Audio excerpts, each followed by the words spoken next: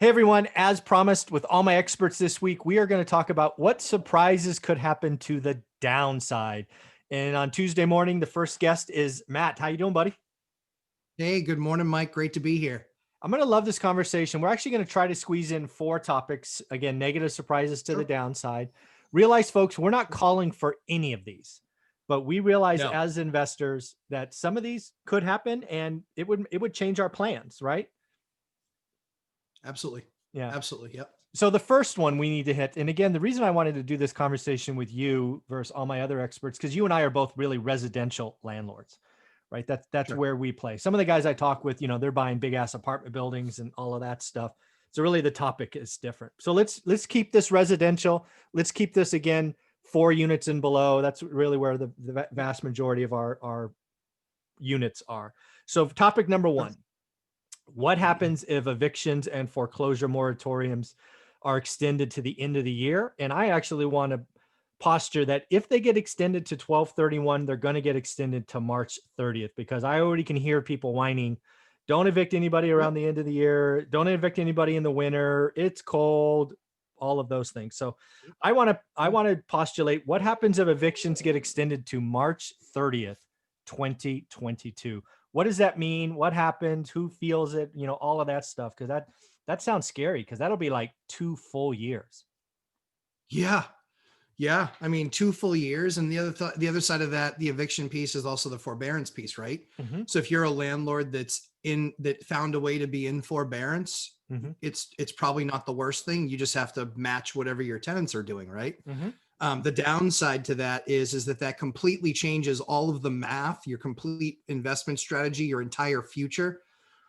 There's just a few more things on the world that we need to put, Yeah. that Yeah. is such a massive shift, and it would be pretty chaotic. I think that I always tell my guys, bad news is like milk. It's not like fine wine. It doesn't get better with age. Amen. So if there's an issue, I want to hear about it. And when you're looking at kicking rents down the path 2 years in some cases, how does that make any sense whatsoever? I Yeah. mean, it just doesn't. People have to have found a way to manage in a 2 year period. 3 months is great, 6 months is great, maybe 9 when you're dealing with the heart of the pandemic, but 2 years is just absolutely flat out absurd, because I think what that does to small mom and pop landlords is it makes them have to put their property up on market. Yeah. I think there's a couple of things. Again, in this scenario, we're not calling for March 30th. Actually, is it March 31st? I guess it's March 31st, 2022. But if it happened, I think Yep. there's a couple of things that you could say with certainty.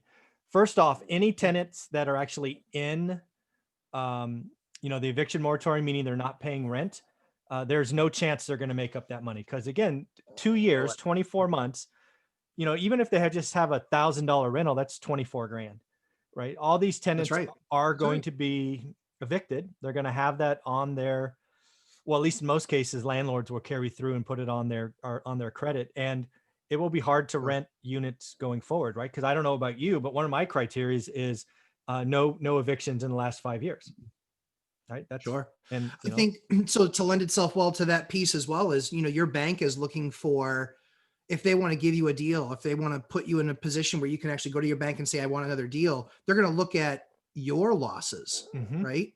Did you do well through the pandemic? Did you manage that piece? Mhm. So, the cascading effect of forbearance can be really, really scary, whether it's rents or mortgage, because you have the ability to make a phone call to your bank. I have the ability to make a phone call to my bank, and we can say, this is a deal that I'm looking at. What are your thoughts? Mhm. Do we lose the power to do that if all of a sudden we had some go into forbearance? Then we couldn't get them out because nobody was paying, and so we kept them. Do we keep them alive?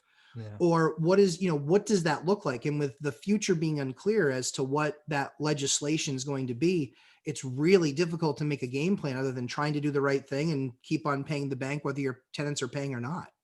Yeah, so I think again, if we go out to March 31st, 2022, I think the tenants lose long term. It feels really good for 2 years. I mean, I have a tenant still that hasn't paid rent since March of 20, right? Not Yep. a penny. Sure.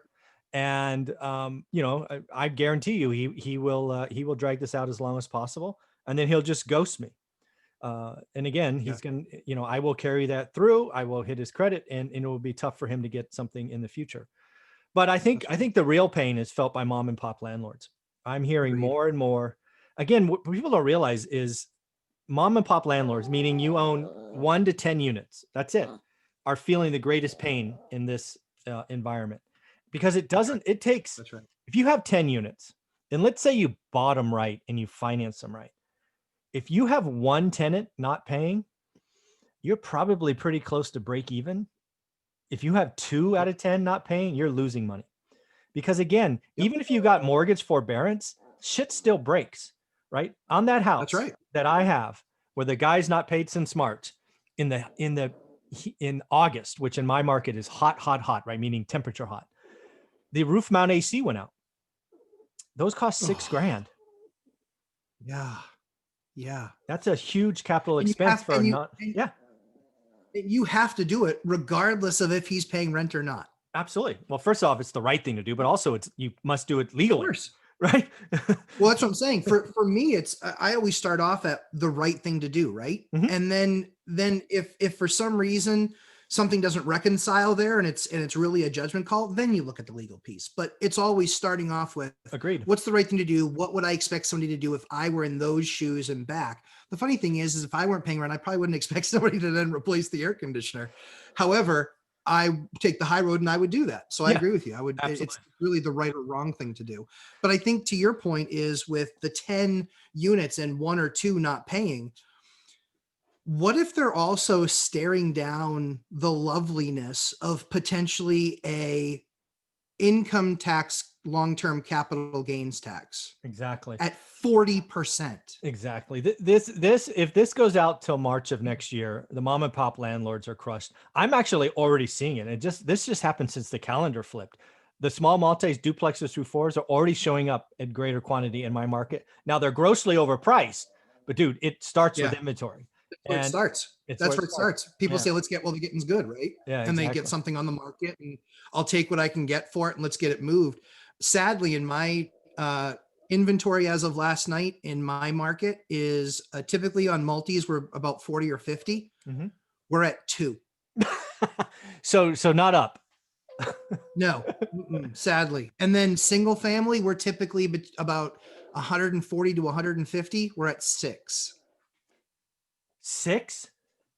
6. There are 6 houses, single family, under $1 million that are not under contract.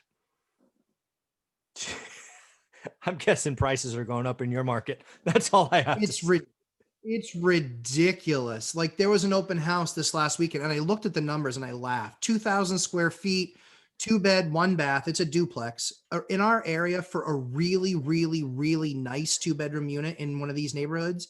You're looking at probably $1,400-$1,500.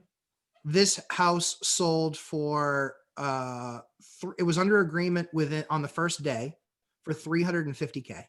Jesus. Yeah. The numbers, those numbers are so skinny. Like I hope that person just understands that there could be downside out there and the up isn't the only way that this market's going to go. Yeah, exactly. That'll be one of our next things. What will happen? My guess or my hope for that individual is they were getting out of a 1031 exchange. They had a ton of equity and they just had to put it somewhere. That's what I hope happened versus, hey, I'm gonna get an 80% loan and frankly have an alligator. It's just crazy. Here's how bad it is, Mike. I actually just terminated an exchange this morning. Oh, there you go. You're going to take the tax hit.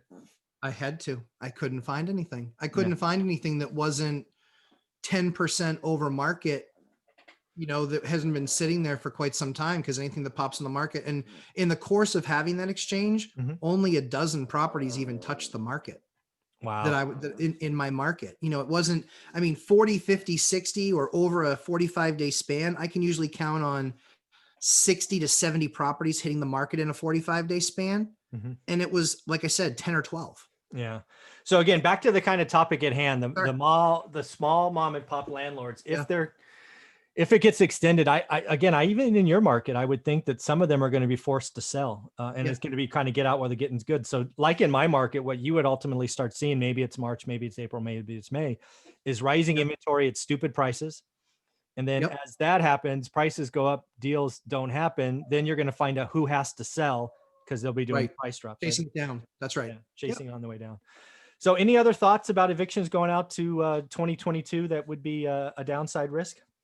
No, I think you nailed it. I think the downside risk largely is for mom and pop landlords because they typically don't have $100,000 sitting on the sideline to pay the mortgage while somebody else doesn't pay. Mhm. And that's largely the issue. They depend on that income on that rent to pay the bills. Yeah, So I very think cool, that's man. the biggest risk. All right, well, here's topic number 1. I can't wait for topic number 2. Thanks, buddy. Sounds good. Thanks, man.